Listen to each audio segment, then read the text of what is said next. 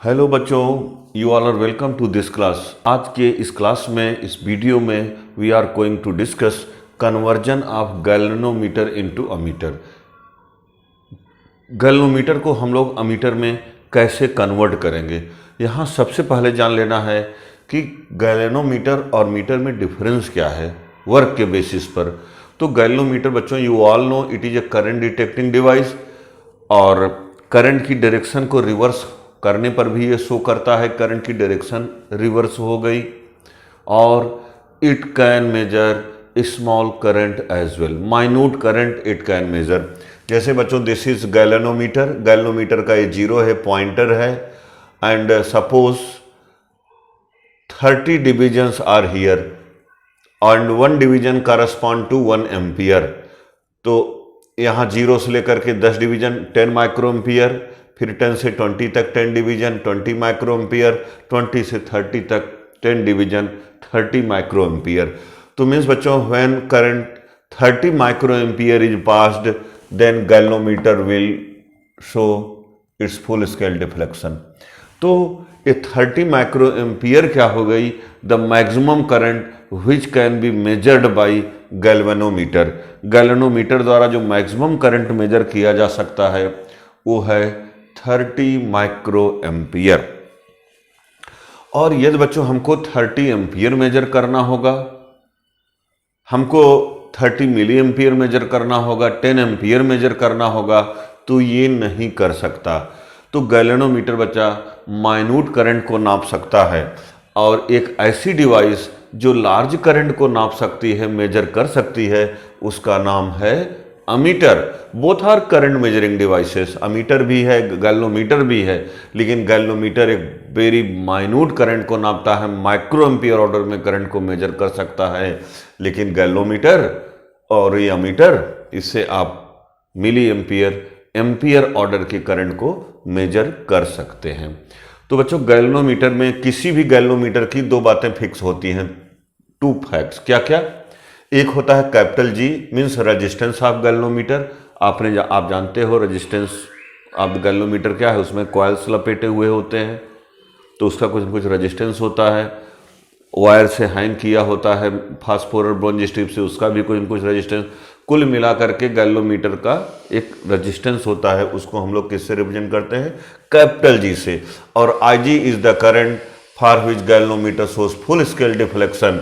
इस एग्जाम्पल में वह करंट कौन सी है जिसके लिए गैल्वेनोमीटर फुल स्केल डिफ्लेक्शन देता है? वो है 30 माइक्रो एम्पियर। जरूरी नहीं बच्चों कि 30 माइक्रो एम्पियर ही हो, एक मैंने यहाँ महज एग्जाम्पल लिया है, ठीक है। अब बताओ, गैल्वेनोमीटर को हम लोग अमीटर में कैसे कन्वर्ट करते हैं? तो it can be done by connecting a shunt. What do you know by shunt? Shunt is low resistance connected in parallel shunt to the galvanometer. Galvanometer के साथ हम एक शंट कनेक्ट कर दें तो वो जो शंट प्लस गैल्वेनोमीटर क्या कहलाएगा? अमीटर। आपसे पूछा जाए शंट क्या है, तो आपका जवाब होगा shunt is low resistance connected in parallel. This is galvanometer and this is a low resistance connected in parallel called as shunt. तो S is the resistance of shunt.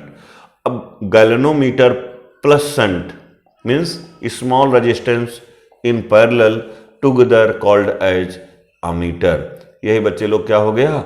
Ammeter हो गया।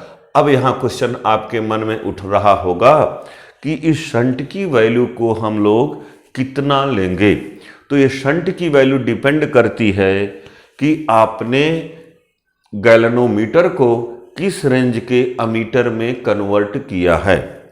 सपोज कोई स्टूडेंट है, किसी galvanometer को, इस galvanometer को 0 से 10 एम्पियर रेंज वाले अमीटर में कन्वर्ट करना चाहता है। कोई स्टूडेंट है जो 0 से 20 एम्पियर रेंज वाले अमीटर में कन्वर्ट करना चाहता है। तो ये जो लास्ट वाली वैल्यू 0 से 10 की लास्ट वैल्यू कितनी है? 10 एम्पियर। 0 से 20 वाले की लास्ट वैल्यू क्या है 20 एम्पियर। तो बच्चों ये रेंज पर डिपेंड करता है, लास्ट वाली वैल्यू पर डिपेंड करता है कि शंट की क्या वैल्यू होगी। तो हर रेंज के लिए वैल्यू ऑफ शंट अलग अलग होगी, और वह शंट की वैल्यू कैसे निकालेंगे, कितनी होगी, हम लोग अभी देखते हैं। तो let 0 to I is the range, my 0 से 10, 0 से 20 एक स्पेशल है, इसको हम लोगों ने एक जनरल ले लिया। Is the range of ammeter, वह अमीटर जिसको हम लोगों ने गैल्वेनोमीटर से प्राप्त किया है बाय कनेक्टिंग अ शंट।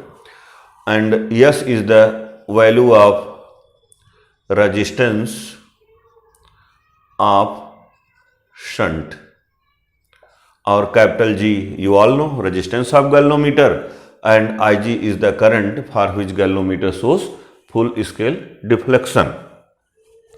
तो अब बच्चों हम यस की वैल्यू को कितना चूज करेंगे, what should be the value of yes, yes की वैल्यू कितनी होनी चाहिए कि हम लोग इस गैल्वेनोमीटर को 0 से I रेंज के अमीटर में कन्वर्ट कर सके। तो हम लोग लिखेंगे द वैल्यू ऑफ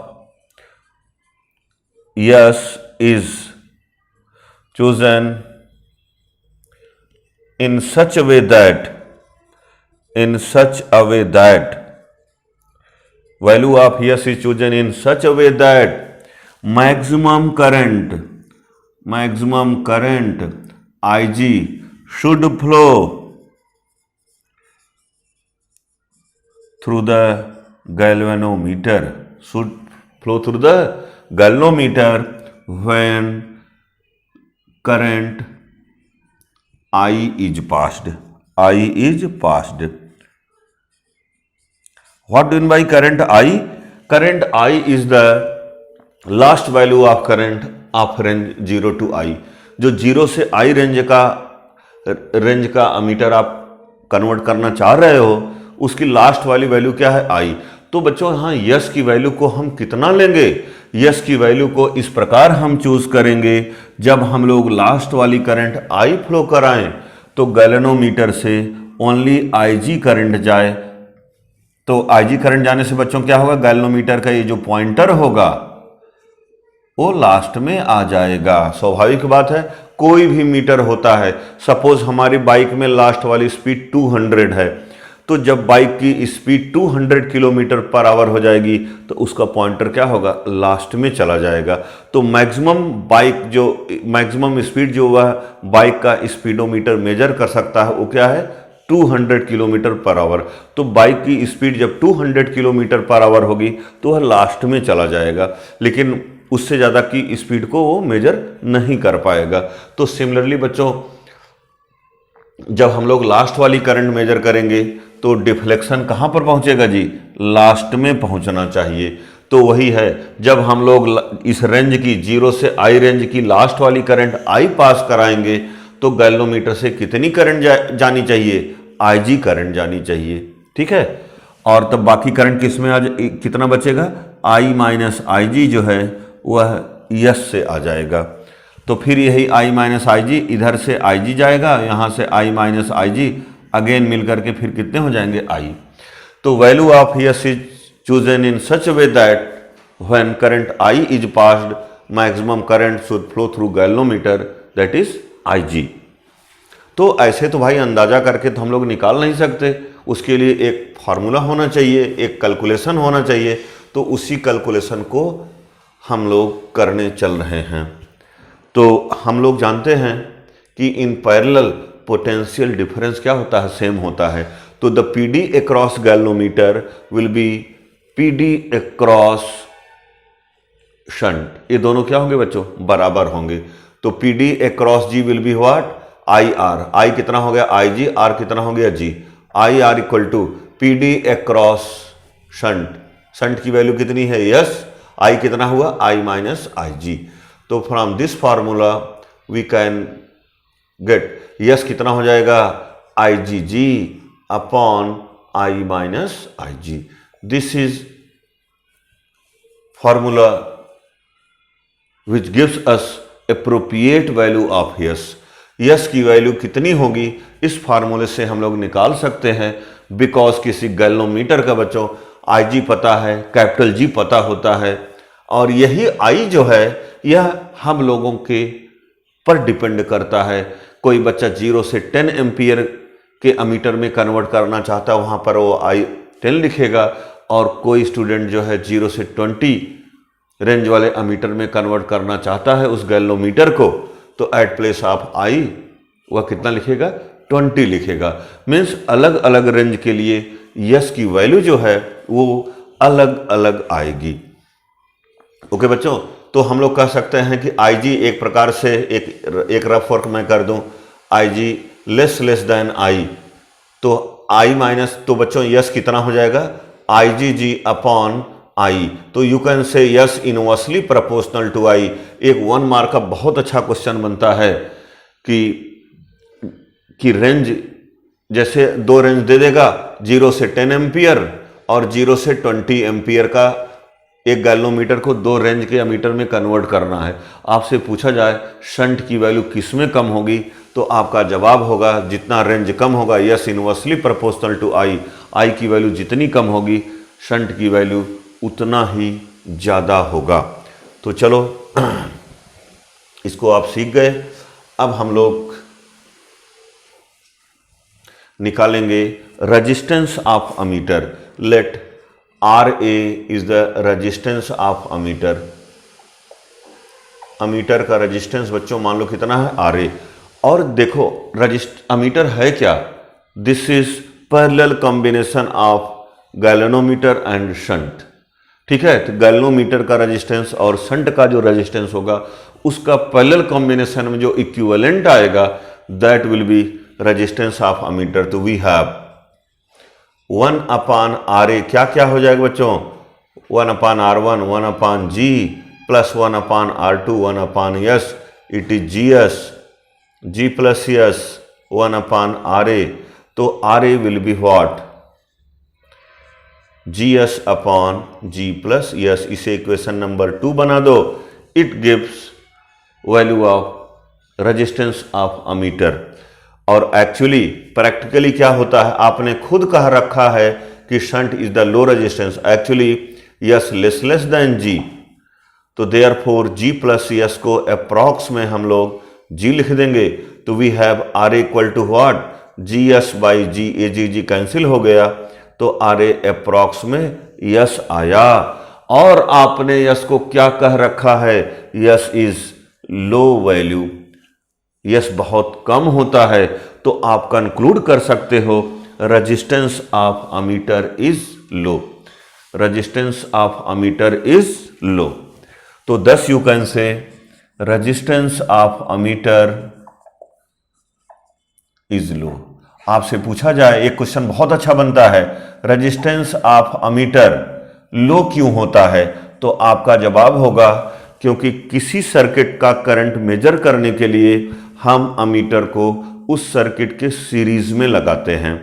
जिस करंट को मेजर करना है उस करंट को अमीटर से पास होना चाहिए, और यह तब पॉसिबल है जब अमीटर को हम सर्किट के सीरीज में लगाएंगे।